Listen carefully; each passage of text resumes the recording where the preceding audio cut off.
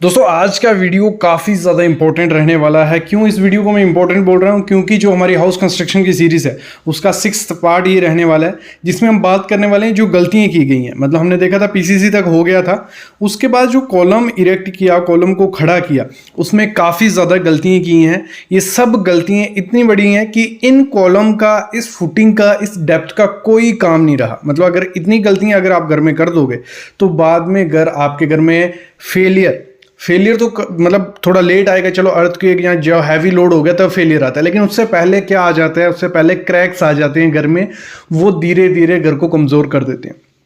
तो कुछ ऐसी गलतियां मैं आपको बताने वाला हूं। पहले हम साइट पे देखेंगे, साइट पे आपको विजिट कराऊंगा, उधर दिखाऊंगा, फिर उसके बाद हम थ्योरेटिकल देखेंगे। तो थ्योरेटिकल आप ज़्यादा समझोगे क्योंकि प्रैक्टिकल देखने के बाद आपको आइडिया लग जाएगा क्या मैं बात कर रहा हूँ। सबसे पहले जो यहाँ मैश यूज़ की गई है, जो जाली है, बॉटम जाली, वो गलत बनाई गई है। क्यों गलत बनाई गई है मैं दिखाऊंगा, इसमें डेवलपमेंट लेंथ नहीं है। दूसरा, नीचे जाली के नीचे ईंटें यूज़ की गई हैं, मतलब कवर ब्लॉक नहीं यूज़ किया गया, ईंटें यूज़ की गई हैं। तीसरा, जो एल यूज़ किया गया वो प्रॉपर उसकी लेंथ नहीं है, मतलब जितनी डेवलपमेंट लेंथ होनी चाहिए उतनी नहीं है, और एल लगाने का तरीका भी काफ़ी ज़्यादा गलत है। ये सामने आप देख रहे हो, मतलब उल्टे सीधे एल लगाए हैं। मैं बताऊंगा किस तरीके से ये एल प्रोवाइड करने होते हैं कि आपका कॉलम जो रहता है वो स्टेबल रहता है। अगली गलती जो की गई है वो की गई है जो मतलब एक आइसोलेट फुटिंग कर दी है, मतलब सेंट्रिक फुटिंग कर दी है एक तरफ, मतलब खोदा जो एक्सक्वेशन की गई है वो गलत की गई है, और जब फुटिंग लगाने की बारी आई तो वो गलत हो गई है, बिल्कुल गलत हो गई है। एक तरफ पूरा कॉलम चला गया, ये बहुत बड़ी मिस्टेक होती है। नेक्स्ट, जो कॉलम का सरिया प्रोवाइड किया गया वो भी ढंग का सरिया नहीं प्रोवाइड किया गया। मतलब एक तो स्टीरम में स्पेसिंग काफ़ी ज़्यादा है, दूसरा जो हुक प्रोवाइड की गई है वो सही से नहीं प्रोवाइड की गई है, जो कॉलम का सरिया, वर्टिकल सरिया प्रोवाइड किया गया है वो एक ही लेंथ पे कट कर दिया गया है। मतलब इसमें कुछ भी मेरे ख्याल में सही तरीके से कुछ भी नहीं किया है। ये जो कॉलम की फुटिंग की गई है ये बहुत बड़ी मिस्टेक्स होती हैं, क्योंकि जो टोटल हमारा जो लोड ट्रांसफर करने वाला है, जो बिल्डिंग को पकड़ के रखने वाला है कॉलम, तो वही सही नहीं है, तो वो बिल्डिंग कहाँ रुकेगी।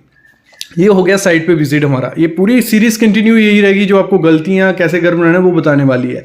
एक बार मैं सरिये का आपको दिखा देता हूँ। ये जाली जो आप सामने देख रहे हो, ये ऐसे जाली नहीं बनानी है आपको कैसे जाली बनानी है मैं बताऊंगा। और ये जो एल प्रोवाइड किया गया है ये छोटा है, मतलब इसको कितना इसकी लेंथ होनी चाहिए वो सब चीज़ें हम इस वीडियो में क्लियर करेंगे। कंप्लीट वीडियो देखो। अभी हम थियोरेटिकल पार्ट पे चलते हैं, लेकिन उससे पहले प्लीज़ चैनल को सब्सक्राइब कर लो और बेल आइकन दबा लो।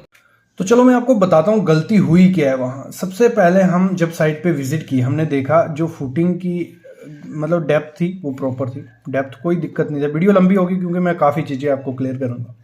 डेप्थ जितनी हमें चाहिए थी 6 फीट से 7 फीट, वो डेप्थ वहाँ हमें देखने को मिली। जो सबसे पहले गलती की थी, जो सरिया बांधा गया था मतलब फुटिंग का, वो ऐसे था, मतलब सीधा, ठीक है। उसके जो बॉटम का सरिया था वो ऐसे प्रोवाइड किया था। जो भी स्पेसिंग दी थी, मिनिमम आपको 4 इंच स्पेसिंग रखनी है। जहाँ आप पकड़ के चलिए 100 से 125 आपको स्पेसिंग रखनी है इन जालियों के बीच की। और जो आपको सरिया प्रोवाइड करना है ना, वो इस तरीके से आपका होना चाहिए। मतलब ये तो आपका हमने देखा ये होना ये चाहिए था, तो ये आपका मिनिमम 4 इंच होना चाहिए। ये किस लिए मैं बताता हूँ, 4 इंच होना चाहिए। दूसरा, जो फुटिंग, वो कल मैं बताऊंगा वो हुआ क्या है। फुटिंग को भरा गया है एक मतलब स्क्वायर शेप में या रेक्टेंगल शेप में, उसको ट्रेपेजोइडल नहीं बनाया गया। ये हम कल बात करेंगे क्यों ये ज़रूरी होता है, वो ज़रूरी क्यों नहीं है। एक गलती ये गई थी, हमने पकड़ ली गलती। दूसरी, जो कॉलम का सरिया प्रोवाइड किया था उसका जो एल होता है नीचे, वो ये एल प्रोवाइड करना होता है जो हमें, ये आपको 300 मतलब 1 फुट मिनिमम, कम से कम 1 फुट आपको प्रोवाइड करना है। जहां आपको करना है 16D + 10D, इतना आपको प्रोवाइड करना ही करना है। और वहां हमने देखा ये हमें मिला 200 से 250 के बीच, तो ये गलत था। दूसरा, जब ये कॉलम का सरिया खड़ा किया जा रहा था, इसके जो एल थे ऐसे ऐसे, और कुछ एल अंदर की तरफ से। आपको एल कैसे खड़े करने हैं मैं आपको शेप बताता हूँ। एक एल आपका ऐसा आना चाहिए, एक एल आपका ऐसा आना चाहिए कॉर्नर्स पे, एक ऐसा, एक ऐसा, एक ऐसे, एक ऐसे और ऐसे। ये आपके एल होने चाहिए, और ऐसा सरिया आपका खड़ा होना चाहिए, मतलब ऐसे, ठीक है। ये गलती थी, ये बहुत बड़ी गलती थी वहाँ। नेक्स्ट जो क्या गलती की गई है, जो वर्टिकल सरिये खड़े किए हैं, मतलब जो हमारे सरिये वहाँ आपने देखा कॉलम के सरिये थे जो, तो ये ड्यूप्लेक्स घर बन रहा है, ड्यूप्लेक्स की कंस्ट्रक्शन हो रही है और सरिये एक ही लेवल पे कटे हुए हैं सब। और जब फ्यूचर में उसको लैब करने की बारी आएगी तो सब लैब एक ही जगह आएंगे, ये सब लैब एक जगह आ गए।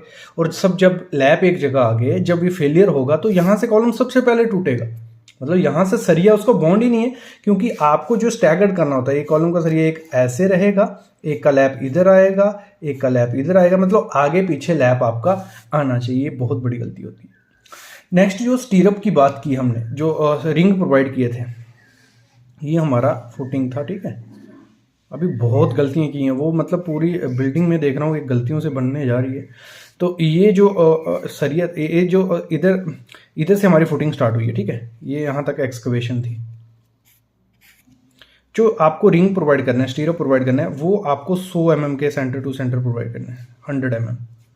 क्लियर? मतलब 1 मीटर तक, नीचे से 1 मीटर तक आपको 4 इंच की स्पेसिंग रखनी है। फिर आपको उसके ऊपर 175 mm कर लीजिए, जहाँ तक लैब नहीं आता। लेकिन नीचे से आपको उस 4 इंच की या 100 mm की स्पेसिंग स्टीरअप में करनी है। और जो स्टीरअप बनाया गया था, वो स्टीरअप बनाया गया है कुछ इस तरीके से। ये सब चीज़ें मैं बता चुका हूँ, ये बहुत इंपॉर्टेंट चीज़ें होती हैं, आप क्यों नहीं ध्यान रखते हो। तो जो स्टीरअप था उसकी हुक नहीं थी, इसमें सरिया आएगा ऐसे ऐसे ऐसे, जो भी जैसे भी सरिया प्रोवाइड किया गया। तो उधर बनाया कैसे गया है, ऐसे सिंपल, मतलब उसको हुक नहीं है, यहाँ ये हुक नहीं है। और ये हुक आपको 9D मतलब 10D पकड़ के चलिए, 8 mm का, तो 80 mm ये होनी चाहिए दोनों तरफ, 80 mm। ये सरिये को पकड़ के रखती है। जब सरिये मतलब स्ट्रेस आएगा ना, कॉलम झूलने लगेगा ना, तो ये क्या है, जितना झूलेगा उतना पैक होता जाएगा। तो कॉलम को आपको पकड़ के रखता है। ये गलती बहुत बड़ी होती है, इसको इग्नोर नहीं करना है। एक बहुत बड़ी गलती जो की गई है वहाँ, वो क्या थी मैं आपको फिर बताता हूँ। वो था ये जो फुटिंग जब एक्सकवेशन की गई, चूना जो मारा गया वो बहुत गलत मारा गया। फुटिंग हमारी आती थी यहाँ, ठीक है, ये फुटिंग देखना, ये फुटिंग हमारी आती थी यहाँ, ये उसके ऊपर कॉलम आ गया।